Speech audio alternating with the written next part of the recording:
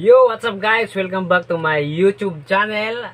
For this vlog guys, mag-unboxing ako ng aking in-order na GCash Mastercard.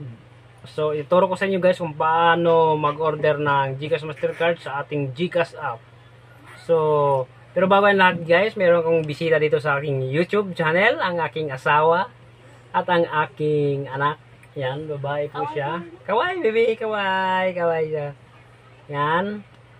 So, ngayon guys, ang gamit itong Mastercard guys, kung gusto nyo withdrawin yung pera nyo sa ATM is magagamit to. Ito yung gagamitin natin pang withdraw sa ATM. Yung, kung magkano yung pera natin sa GCash, ito ganun din yung laman ng ating ATM. Ililink lang natin to doon para magamit natin at pwede tayo makapag-withdraw ng pera sa ating GCash Mastercard. So, bubuksan natin. Actually, kanina pa lang to, karating pa lang nito kanina. Yan. So, ito yung itsura niya guys. Bago na yung lagayan niya GCash Mastercard. So, tingnan natin yung laman nito. Yan. Yun, naka-ano pa talaga siya guys. May balot pa talaga siya oh.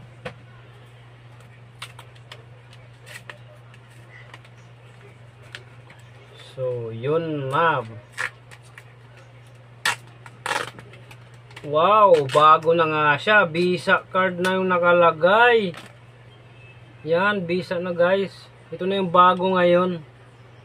Yan. So, yun siya guys. Ito na ngayon yung bago ngayon. Visa na yung nakalagay dito. Andito na yung number niya sa likod. Yan, yan. Yan. So, bago pa lang to guys. So, dati guys, ito naman siya guys. Ito naman siya ito. Yan, ito dati yung GCash Mastercard.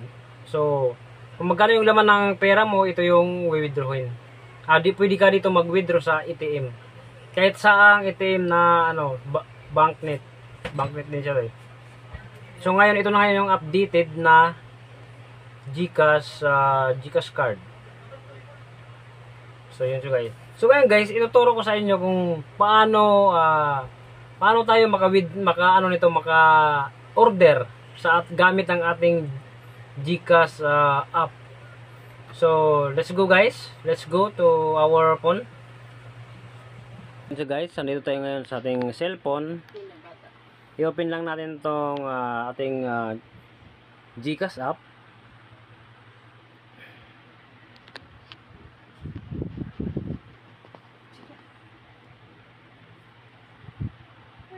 So yan, andito na tayo sa ating GCash. So i-click lang natin tong view all. View. Andito na, view all. Then hanapin natin yung cards. Nakalagay na cards dito kasi mag-order tayo ng GCash Mastercard. So, yan, andito na tayo. Manalagay dito, order a card.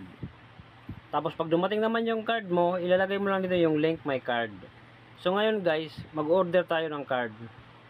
Click, send me a card.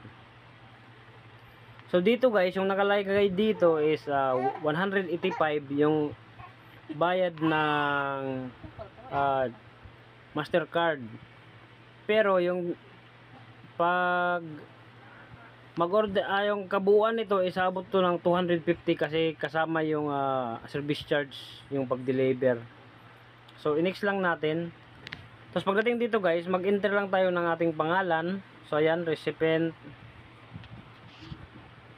name, yung pangalan mo, pangalan ko, lagay ko yung pangalan ko. Yan, maglagay ka lang dito. Number, yung number. Yun. Kung sino yung tatanggap ng Mastercard. Kung wala ka dyan sa bahay mo, edi kung sino yung naiwan sa bahay, yung number na ilalagay mo. Pero kung andyan ka lang naman na mag-receive, kailangan yung number mo yung gamitin mo. Province. Lagay mo yung province mo. Sa akin kasi Manila yung Metro Manila kasi yung nilagay ko kasi andito ko sa Manila. Tapos city, yun. Lagay ko ng city. Quezon City. Search mo lang yung Quezon City, ganyan.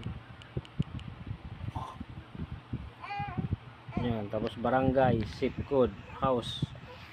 Yung house number,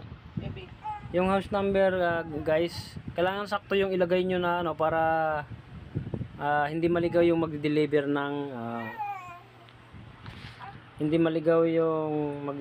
ng GCash nyo. Yan, lagyan na natin to sa yan. Yan, tapos yan, address. Tapos yan guys, click lang natin yung term and condition guys. Tapos yun, gusto mong basahin yan guys, pero ang haba kasi yan guys kung basahin. Yan, tapos next ka lang. So kailangan may address dito guys. So ilagay ko yung address ko guys, pero tatakpan ko to. Next mo lang siya guys.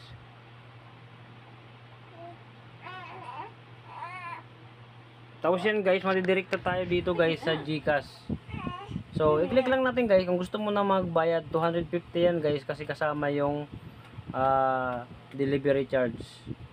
Pag na-pay mo na yan, maghintay ka na lang na darating yung GCash Mastercard mo. So yun lang sa guys. Maraming salamat sa panood guys.